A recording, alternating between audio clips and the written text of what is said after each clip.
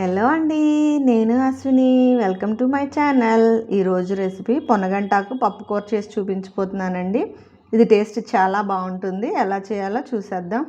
ఇక్కడ ఒక గ్లాసు పెసరపప్పు తీసుకున్నా అండి. ఒక 2 టైమ్స్ వాష్ చేసేసి ఒక 10 నిమిషాలు నానబెట్టి పెట్టుకున్నాను. ఆ తర్వాత పొన్నగంటాకు ఒలుచుకొని శుభ్రం చేసేసి పెట్టుకున్నానండి. తర్వాత స్టవ్ వెలిగించేసుకొని ఆల్రెడీ మనం నానబెట్టుకున్న పెసరపప్పు ఉన్నాయి కదా, అది మీడియం టు లో ఫ్లేమ్లో పెట్టుకొని ఉడికించేసుకుంటున్నానండి. ఈ పప్పు ఏంటంటే సగానికి పైగా ఉడకాలన్నమాట. అప్పుడు బాగుంటుంది మనకి కర్రీలోకి. సో ఉడికించేసానండి. చూసారు కదా, సగం వరకు ఉడికేసింది. ఆ తర్వాత ఇంకో గిన్నె పెట్టేసుకొని ఒక 3 స్పూన్లు ఆయిల్ యాడ్ చేశాను. వేడెక్కిన తర్వాత ఒక స్పూన్ పోపు దినుసులు వేసుకున్నాను. అలాగే ఒక పచ్చిమిర్చి, ఒక రెమ్మ కరివేపాకు, 5-6 వెల్లుల్లి గర్భాలు వేసుకున్నానండి. తర్వాత ఒక మీడియం సైజు ఉల్లిపాయ ఒకటి కట్ చేసేసి వేసుకున్నాను. ఇవి ఒకసారి వేయించుకోవాలండి. జస్ట్ కొంచెం మగ్గిన తర్వాత ఒక టమాటా యాడ్ చేస్తున్నానండి. ఈ టమాటా కావాలంటే వేసుకోవచ్చు, లేదంటే స్కిప్ చేయొచ్చు. కంప్లీట్గా డ్రైగా కావాలి కర్రీ అనుకున్నప్పుడు టమాటా అవాయిడ్ చేయొచ్చండి, లేదంటే వేసుకుంటే టేస్ట్ చాలా బాగుంటుంది. ఇక్కడ ఒక స్పూన్ సాల్ట్ యాడ్ చేస్తున్నానండి. కొంచెం పసుపు యాడ్ చేస్తున్నాను. తర్వాత వీటిని వేయించుకోవాలండి. ఈ టమాటా, ఉల్లిపాయలు ఇవన్నీ మెత్తగా మగ్గిపోయే వరకు వేయించుకోవాలి. అప్పుడు ఏంటంటే మనకి పచ్చిదనం అనేది లేకుండా ఉంటుంది.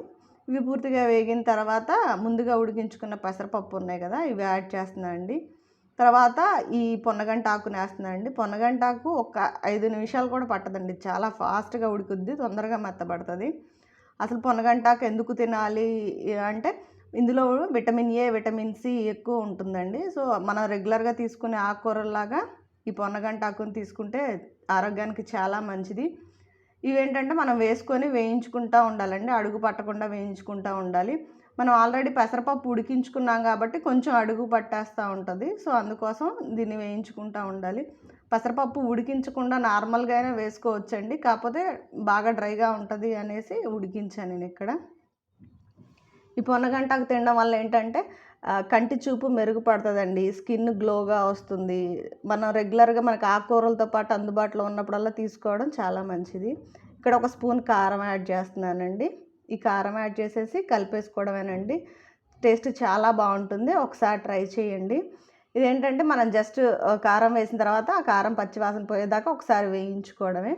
ఇది చపాతీలోకి, రోటీలోకి, పుల్కాలోకి టేస్ట్ చాలా బాగుంటుందండి. ఒకసారి ట్రై చేసి చూడండి. నా ఛానల్ ఫస్ట్ టైం చూస్తుంటే సబ్స్క్రైబ్ చేయండి, లైక్ చేయండి, షేర్ చేయండి. Thank you so much.